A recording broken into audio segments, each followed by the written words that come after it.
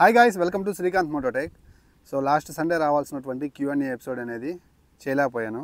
So సమయం లేకనో ఇంకో కారణం. బట్ ఆపనని చాలాసార్లు చెప్పాను, బట్ అయినప్పుడు కూడా ఆగిపోతుంది అన్నమాట. సో దానికి నేను కొన్నిసార్లు ఏం చేయలేకపోతున్నాను, బట్ ట్రై చేస్తాను. నాకున్న వర్క్ని పక్కన పెట్టైనా సరే మ్యాక్సిమం ఎవ్రీ సండే Q&A చేయడానికి ట్రై చేస్తాను. సో మీరు కూడా బైక్ కొనే విషయమై కనుక ఏదన్నా ఫ్యూచర్లో చూస్తున్నట్లయితే డౌట్స్ ఉంటాయి యాజ్ యూజువల్గా. అండ్ టూ వీలర్ కంటెంట్ సంబంధించి ఎలాంటి డౌట్స్ ఉన్నా కింద కామెంట్ సెక్షన్లో కామెంట్ చేయండి. Next week Sunday on time video చేస్తాను, అక్కడ మీకు రిప్లై అయితే అందిస్తాను. కొన్ని ఇంట్రెస్టింగ్ కామెంట్స్ పిక్ చేశాను, 1 by 1 చదువుతాను. బిఫోర్ దట్ మన ఛానల్ కొత్తగా ఎవరైనా చూస్తుంటే సబ్స్క్రైబ్ చేయండి, సపోర్ట్ చేస్తారని ఆశిస్తున్నాను. అలాగే ఇన్స్టాగ్రామ్ ఐడి పక్కన కనిపిస్తుంది కదా, సో అక్కడికి రండి, మెసేజ్ చేయండి. సో ఇట్నే మ్యాక్సిమం రిప్లై ఇస్తున్నాను కాబట్టి చెప్తున్నాను. ఫస్ట్ కామెంట్ వచ్చేసరికి టెక్నో ఫన్ నుంచి అయితే వచ్చింది. Hunter 350 versus Honda CB 350 RS which is best అని అడుగుతున్నారు. హంటర్ 350 అనేది రాయల్ ఎన్ఫీల్డ్ నుంచి సిటీలో నడుపుకోవడానికి బెస్ట్ ఇంజన్ పర్ఫార్మెన్స్ తోటి వచ్చినటువంటి లైట్ వెయిట్ వెహికల్ అన్నమాట.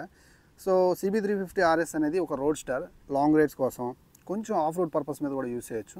మీరు లాంగ్ రైడ్స్ అండ్ కొంచెం ఆఫ్ రోడ్ పర్పస్ మీద ఎక్కువగా కూడా మీరు వీకెండ్ ట్రిప్స్ ఎంజాయ్ చేయాలనుకున్నట్లయితే నేనైతే హోండా CB 350 RS తీసుకోమని చెప్తాను. హంటర్ 350 అయితే మాత్రం సిటీలో నడిపించుకోవడం కోసం, సిటీ కమ్యూటింగ్ కోసం చాలా బాగుంటుంది. డే టు డే లైఫ్లో కమ్యూట్ చేయడానికి కూడా హంటర్ 350 అయితే యూస్ చేయొచ్చు. నెక్స్ట్ కామెంట్ వచ్చేసరికి కామేపల్లి నుంచి అయితే వచ్చింది. బ్రో పల్సర్ N150 N160 ఏది తీసుకోవచ్చు family and city ride purpose అని అడుగుతున్నారు. కొత్తగా మనకి N160లో సింగిల్ సీట్ కూడా వచ్చింది కదా. సో పర్ఫార్మెన్స్ కొంచెం టాప్ ఎండ్లోనే ఉండాలనుకున్నట్లుగా అయితే ఆ 10,000 కూడా పెట్టుకొని N160 అయితే తీసుకోండి. లేదనుకున్నట్లుగా అయితే N150 కూడా చాలా బాగుంటుంది అన్నమాట. రెండింటిని మీరైతే మాత్రం ఫ్యామిలీకి సిటీ రైడ్స్ కోసం యూస్ చేసుకోవచ్చు. రెండు చాలా బాగుంటాయి. సో నేనైతే బడ్జెట్లో తీసుకోవాలనుకుంటున్నారని మీరు కామెంట్ చేస్తే మాత్రం N150 బెస్ట్ చాయిస్ అనమాట. చాలా బాగుంది, హ్యాపీగా తీసుకోవచ్చు. నెక్స్ట్ కామెంట్ వచ్చేసరికి సుధీర్ అడుగుతున్నారు. Brother NS 125 ABS model versus extreme 125R versus N125 ఏది తీసుకోవాలో కొంచెం చెప్పు, not for family use, mileage కూడా రావాలని అడుగుతున్నారు. మీరు మైలేజ్ రావాలని అడిగినప్పుడే ఇక్కడ మనకి NS 125 అయితే మాత్రం స్కిప్ అయిపోయిందనమాట. ఎక్స్ట్రీమ్ 125 N125 రెండిట్లో మీకు మైలేజ్ అయితే వస్తుంది. రఫ్ అండ్ టఫ్గా యూస్ చేసినా 55 నుంచి 60 కిలోమీటర్ల మైలేజ్ అయితే వస్తాయన్నమాట. అండ్ మీరు 60 బిలో కనుక హైవే మీద నడిపించుకుంటే ఈవెన్ 65 కూడా వచ్చే అవకాశం అయితే ఉంటుంది. ABS అనేది మెయిన్ ప్రయారిటీ అనుకున్నట్లయితే ఎక్స్ట్రీమ్ 125 చాలా బాగుంది, హ్యాపీగా తీసుకోవచ్చు. కొంచెం సేఫ్టీ, రోడ్ గ్రిప్ అనేది కొంచెం బ్రేకింగ్ పరంగా బాగుంటుంది అనమాట. లేదు సిటీలో ఎక్కువ నడిపించుకుంటాను, లాంగ్ రైడ్స్ ఎక్కువ కొడతాను అనుకున్నట్లయితే కాంపాక్ట్గా ఉంటుంది. సో N125 కూడా చాలా బాగుంది. లుక్ వైజ్ అయితే మాత్రం పర్సనలీ నాకు N125 బాగా నచ్చింది. నెక్స్ట్ కామెంట్ వచ్చేసరికి క్రాంతి అడుగుతున్నారు. N150 యూనికాన్ పల్సర్ 150 TDలో గుడ్ సస్పెన్షన్, స్మూత్ గేర్స్ ఉన్న బైక్ గురించి అడుగుతున్నారు. So N150 Unicorn Pulsar 150. So Pulsar 150ని స్కిప్ చేయండి. ఇది మనకు వచ్చేసరికి డ్యూయల్ షాక్ అబ్జార్బర్స్ తోటి వస్తుంది. అండ్ ఇవన్నీ కూడా మోనోషాక్ అనమాట. N150 యూనికాన్ రెండు చాలా బాగుంటాయి. నాకు రెండింటిని రైడ్ చేసిన తర్వాత యూనికాన్ 160లో కొంచెం స్మూతర్ సస్పెన్షన్ అయితే ఉంటుంది. బట్ మీరు ఎక్కువ లోడ్ వేసుకొని తిరిగేటప్పుడు అయితే మాత్రం ఈ సస్పెన్షన్ బాగా క్వశ్చనింగ్ ఉంటుంది. కానీ కంపేర్ టు ద N150 కొంచెం ఆ స్ట్రాంగ్నెస్ అయితే తగ్గుతుంది అనమాట. So all in one purpose మీద రఫ్ అండ్ టఫ్గా యూజ్ చేస్తాను, ఎక్కువ అంటే 2-3 ఎక్కించుకొని రైడ్ చేస్తానని మీరు వాడుకుంటే మాత్రం N150 బెటర్ చాయిస్. లేదు డీసెంట్గా వాడుకుంటాను, డైలీ కమ్యూట్ చేస్తాను, ఫ్యామిలీని ఎక్కించుకున్నాను అనుకుంటే యూనికాన్ చాలా బాగుంటుంది అనమాట సస్పెన్షన్ వైజ్. నెక్స్ట్ వెంకటేష్ అడుగుతున్నారు. అన్న పల్సర్ N160 సింగిల్ సీటు ఫ్యామిలీకి సెట్ అవుతుందా? 2 kids ఉన్నారని అడుగుతున్నారు. ఆఫ్ కోర్స్ మీకు అది సింగిల్ సీట్ తోటే వస్తుంది, ఫ్యామిలీకి సెట్ అవుతుంది. బట్ ఏంటంటే కంప్లీట్గా పిల్లల్ని వేసుకొని తిరగడానికి అయితే కాదు. మీది యంగ్ ఫ్యామిలీ అయితే మీ వైఫ్ని కూర్చోబెట్టుకోవచ్చు, ఒక కిడ్ ఉంటే మేనేజ్ చేయొచ్చు. ఎందుకంటే అది కొంచెం లిటిల్ స్పోర్టియర్ వెహికల్ అనమాట. Back side seat step up అవుతుంది కాబట్టి కంప్లీట్ ఫ్యామిలీ వెహికల్ అయితే మాత్రం మీరు తీసుకోండి. ఒకవేళ పిల్లల కోసం తీసుకుంటున్నట్లయితే, 2 kids ఉంటే. లేదు నేను అన్నట్టు యంగ్ ఫ్యామిలీ అయినట్లయితే మాత్రం single seat N160 one of the best choice. బాగుంటుంది. వాళ్ళని దించిన తర్వాత మీ పర్సనల్ లైఫ్లో మీకు స్టైల్గా అనిపిస్తుంది, రోడ్ అపీరెన్స్ అయితే దొరుకుతుంది అనమాట. మీ లాంగ్ రైడ్స్ కూడా బెస్ట్ చాయిస్ అయితే అవుతుంది. నెక్స్ట్ కామెంట్ వచ్చేసరికి నరేష్ నుంచి వచ్చింది. Bro budget strictly 1.2 lakh 1.3 lakh which bike can I purchase అని అడుగుతున్నారు. సో 1,20,000 రూపాయల ప్రైస్ సెగ్మెంట్లో ఇప్పుడు సినారియోస్ని బట్టి 125cc వస్తుంది. సో మీకు పర్సనల్గా అయితే మాత్రం రైడర్ 125cc, మైలేజ్ కోసం అయితే SP 125cc, ఫ్యామిలీ కూడా SP 125 చాలా బాగుంటుంది. ఆల్ ఇన్ వన్ పర్పస్లో ఫ్యామిలీకి, మైలేజ్కి, కమ్యూట్ చేయడం కోసం అండ్ కొంచెం స్పోర్టియర్ ఫీల్ కూడా కావాలంటే SP 125 one of the best choice అనమాట. సో ఇంకొక 5,000 కలుపుకున్నట్లుగా అయితే హై ఎండ్ మోడల్ అయితే వచ్చేస్తుంది. బ్లూటూత్ కనెక్టివిటీతో ఉన్నటువంటి 4.2 inches TFT కన్సోల్ కలిగినటువంటి వేరియంట్. లేదు మోనోషాక్ సస్పెన్షన్ కావాలి అండ్ చాలా స్పోర్టియర్గా ఉండాలనుకుంటే N125cc అలాగే రైడర్ 125cc బెస్ట్ చాయిస్ అనమాట. మూడింటిని రైడ్ చేయండి, మీకు నచ్చింది అయితే మీరు తీసుకోండి. నెక్స్ట్ కామెంట్ వచ్చేసరికి మల్లేష్ అడుగుతున్నారు. బ్రో 125cc నాకు ఆల్ రౌండర్ వెహికల్ సజెస్ట్ చేయండి.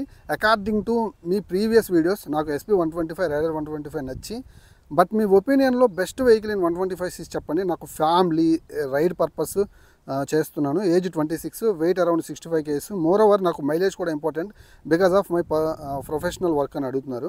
ఫ్యామిలీకి మైలేజ్కి SP 125 బాగుంటుంది. బట్ దాని యొక్క సస్పెన్షన్ అనేది నన్ను కొంచెం ఇబ్బంది పెడుతుంది. నాకు కాస్త స్మూతర్ సైడ్ కావాలంటే రైడర్ 125 బెస్ట్ చాయిస్ అనమాట. So all in one purpose మీద నేనైతే బెస్ట్ సజెషన్ మీకైతే రైడర్ 125cc ఐగో మోడల్ అయితే వచ్చింది. మనం రివ్యూ కూడా చేసాం, మన ఛానల్లో కంప్లీట్ వీడియో కూడా ఉంది.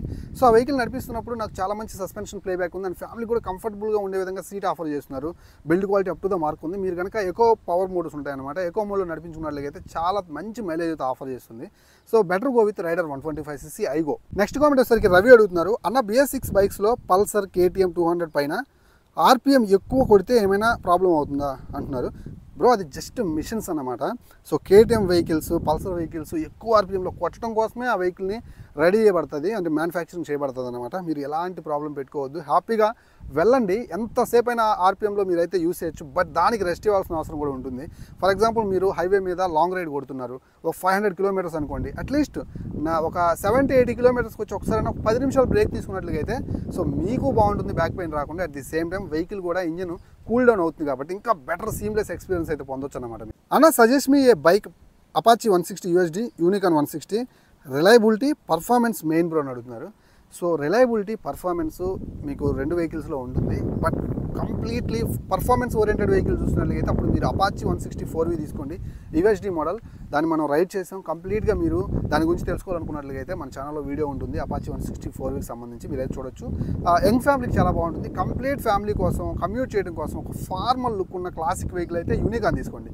మీరు ఎంగేజ్లో ఉండి అండ్ కొత్తగా మ్యారీడ్ అయ్యిండో లేకపోతే ఒక వైఫ్ అండ్ కిడ్ని ఎక్కించుకొని తిరిగే వాళ్ళు అయ్యిండు, వాళ్ళని దించేసిన తర్వాత మెయిన్ ప్రయారిటీ మీ లాంగ్ రైడ్స్ కోసం అండ్ మీ సిటీ కమ్యూట్ కోసం ఇస్తున్నట్లయితే అపీరెన్స్ వైజ్ మీరు అపాచీ 160 4V తీసుకోవడం చాలా బెటర్ అనమాట.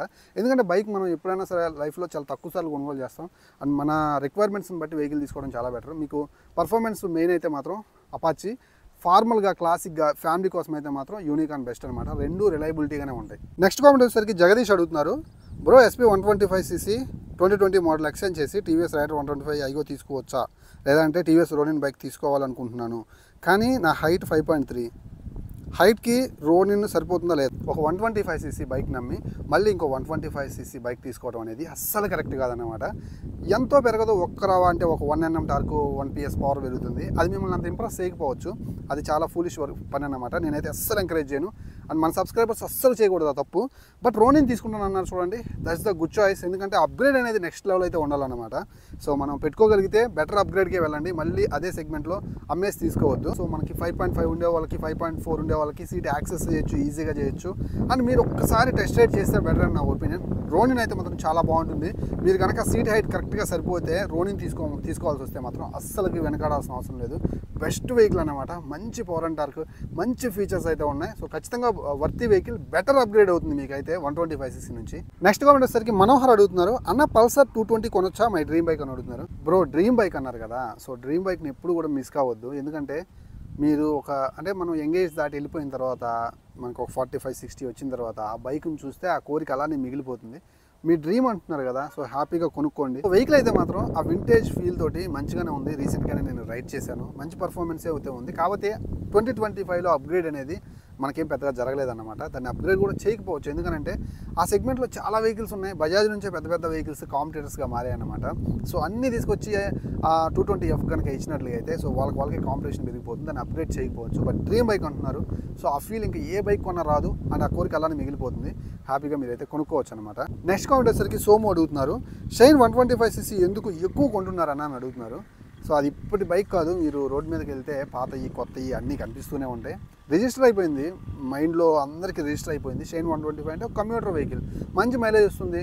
రఫ్ అండ్ టఫ్గా యూస్ చేసినా ఇన్స్టెంట్ పికప్ కూడా దొరుకుతుంది కాబట్టి సో మైలేజ్ కోసం, ఫ్యామిలీ కోసం, కమ్యూట్ చేయడం కోసం జనరల్గా కొంటూ ఉంటారు. రిజిస్టర్ అయిపోయింది, ఒక మాటలో చెప్పాలంటే ఆ బ్రాండ్ రిజిస్టర్ అయిపోయింది. సో దట్స్ వై ఆ సేల్స్ అలా వెళ్తూనే ఉంటాయి అన్నమాట. నెక్స్ట్ కామెంట్ వచ్చేసరికి వెంకటేశ్వర రెడ్డి అడుగుతున్నారు, brother for back pain which is best scooty అని అడుగుతున్నారు. సో స్కూటీల్లో బ్యాక్ పెయిన్ రాదు, బైక్స్లో బ్యాక్ పెయిన్ వస్తుందని మనం అయితే చెప్పలేం. సో మనకు కొంచెం ఆ ఎఫర్ట్స్ అనేవి తక్కువ ఉన్నాయి అనుకోండి, అంటే మనకి బ్యాక్ సైడ్ కొంచెం ఆ స్ట్రెస్ ఎక్కువ అయ్యేటువంటి అయితే ఆ డిస్క్లు ఉన్నాయి అనుకోండి, ఆటోమేటిక్గా మనం ఎక్కువసేపు రైడ్ చేస్తూ ఉంటే మనకి బ్యాక్ పెయిన్ అయితే వస్తుందన్నమాట.